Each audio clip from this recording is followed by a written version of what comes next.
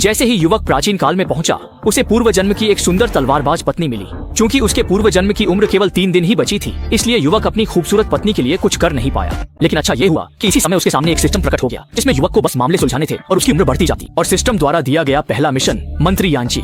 लेकिन युवक ने कभी सोचा भी नहीं था कि यह लड़की इतनी साहसी होगी कि नौकरानी का वेश धारण कर उस पर हमला करने की कोशिश करेगी। भले ही वह ऊपर से मासूम और भोली दिखती हो, लेकिन सिस्टम की ताकत से लैस युवक जानता था कि इस लड़की का असली मकसद अपने पिता का बदला लेना है। अच्छा ये हुआ कि इसी समय सुंदर तलवारबाज पत्नी ने समय रहते युवक को बचा लिया और यांची को पकड़कर जेल में डाल दिया गया। लेकिन जब युवक ने इस मामले को हाथ में लिया, तब उसे पता चला कि यांची ने हमला इसलिए किया था ताकि उसके पिता पर लगे झूठे आरोपों को धो सके। उसके पिता ने ईमानदारी से नौकरी की थी और कोई गलती नहीं की थी। हालांकि इस समय युवक भी अपने मन में द्वंद्व कर रहा था। उसे भी लगता था कि उसके पिता इतने खराब नहीं हो सकते, इसलिए इसके बाद उसने एक के बाद एक जांच शुरू कर दी।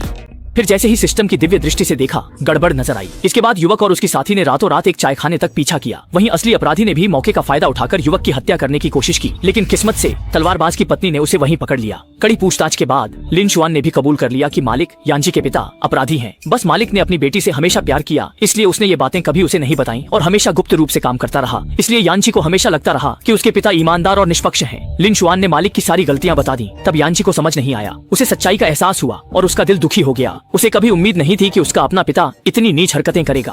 और क्योंकि युवक ने इस मामले की सही तरीके से जांच पड़ताल की, सिस्टम ने उसकी उम्र में 10 दिन और जोड़ दिए।